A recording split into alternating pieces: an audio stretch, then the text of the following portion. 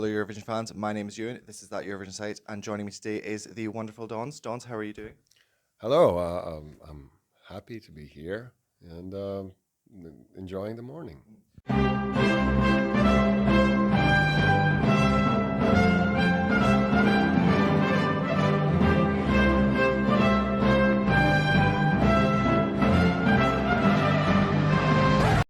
So you've been in Malmö for about a week now. Have you managed to have so much fun, or has it all been stressed with the rehearsals? A little bit of that and a little bit of that. We had a great dinner the other day. We had some stressful moments, but I mean, that's life. I mean, it's ups and downs.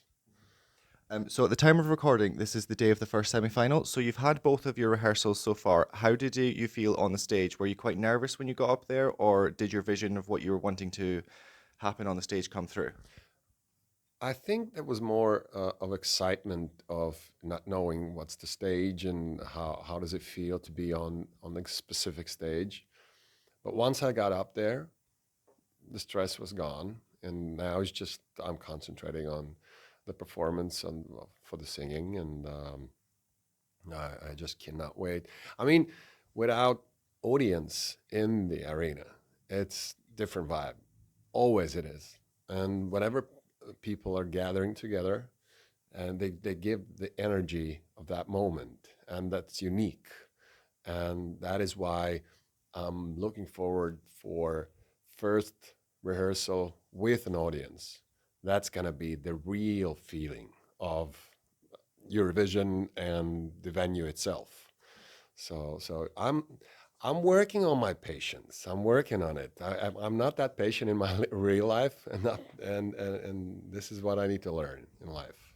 So with you're saying you feel different with the audience because Hollow isn't the sort of song that you shout and scream and if you're in the crowd halfway through. Do you still get that quite a big difference when you're on the stage compared to that?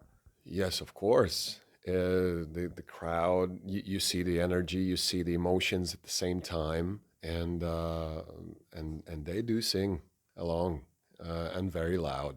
So so I think that will be a magical moment. Apologize in advance because I think I am going to be one of those people singing very loudly in advance. So going back to the start of your Eurovision 2024 experience, this of course wasn't your first time attempting. You tried in 2010 and 2014. So when you were announced, there was quite a lot of excitement in the Eurovision fandom from the people who remember you from 2014. Did any of that feed back to you? Um, were you aware of just how like excited the people that remember you from back then were? That was quite a surprise, actually. Yeah, and not only from Europe, the you know about Pede Avasto, the song that I was performing in 2014.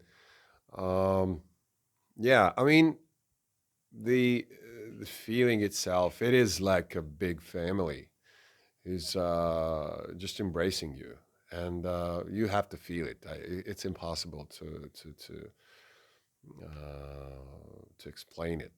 So yeah, I mean that is incredible. Because you've had quite a lot of interaction with the fans since being winning Supernova. Because you've been a bit of a meme king, haven't you? Do we have any more that we're expecting?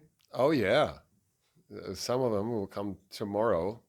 Yesterday, I tried to pretend to be a pilot.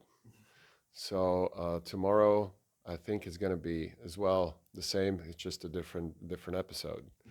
So yeah, I mean we're having fun. When it comes to those 3 minutes on stage, Hollow Story is very personal to me, and it's I'm dead serious there.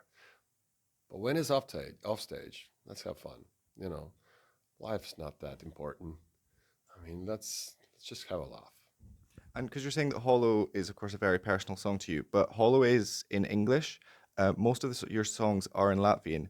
Do you think that the how did you come to make such a song so personal in English when your Latvian is your native language? Uh, well, Hollow was the first song that was being born, and then came Latvian version. Because in Latvia, I do sing in my own language. I'm very proud of it, and we have to cherish our language, so to speak. It grows, and I think. the story of Hollow was way more personal and the one that I wanted to share on Eurovision stage.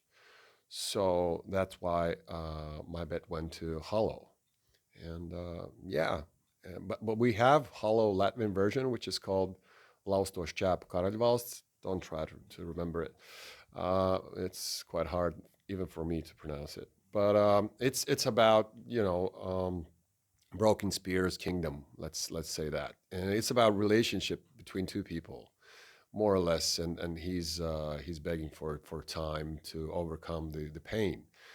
But Hollow is more personal to me as in total of if we're talking about the truths that are so many around the world, and they keep being pushed on your shoulders how to live your life, and somebody's just like pointing out you have to walk this direction. No, I want to walk this direction.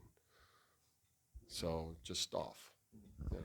And um, Latvia has unfortunately had quite a not a great track record at the moment. Does that worry you at all that it's not qualified for so recently, or does that not affect you at all? I think it's it's all about the the story that artists want to tell, and the sports section we leave it to sports fans. I mean, I always thought, and I will say that songs are not like there is no better or worse songs. Every song uh, lays into the shelf that is picked by your emotional state at that time. One day you want to listen to What a Wonderful World of Louis Armstrong and say that's the best song. And then next day you want to listen to Pump Up the Jam because that's the song of your day, of your emotion at that day. So which song is better? None. Both are the greatest songs of all time at that moment. So, especially here this year as well, such a diversity of songs and emotions, and that is, I think, that is the essence of free speech, of freedom, and unity. That we just embrace every song, and on the May 19th, you'll probably feel so happy you want to listen to, I don't know, Nemo, the code. And on the 27th of May, you'll feel a bit sad. So then you'll listen to Hollow or Mon Amour, You're gonna pick, and this is so great. Like double album every year from Eurovision with great songs for every day. Right after back after commercial. Just moving on to beyond your life in Eurovision, you've also been doing a lot of theatre work. How does the theatre work, specifically with things like Paris's Dio Vomatis Cathedral, Wow, that was good. Oh, thank you. Compared to the experiences that you get with Eurovision, the likes of Supernova?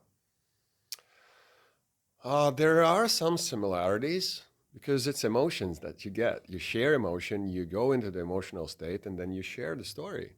And there is no big difference of telling the story on Eurovision stage or singing in opera.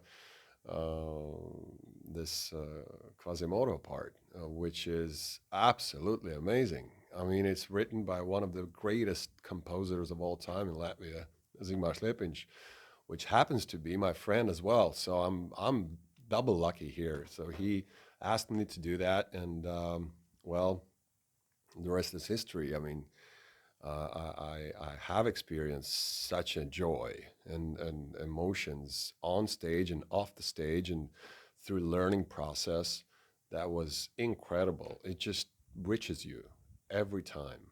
Yeah. So it's something that you're going to continue a lot more doing then after? Well, if there's going to be an opportunity, I will just grab it. Thank you so much. Obviously, you're a busy man, so I've just got one final question. What is your favorite meme? That's a good question.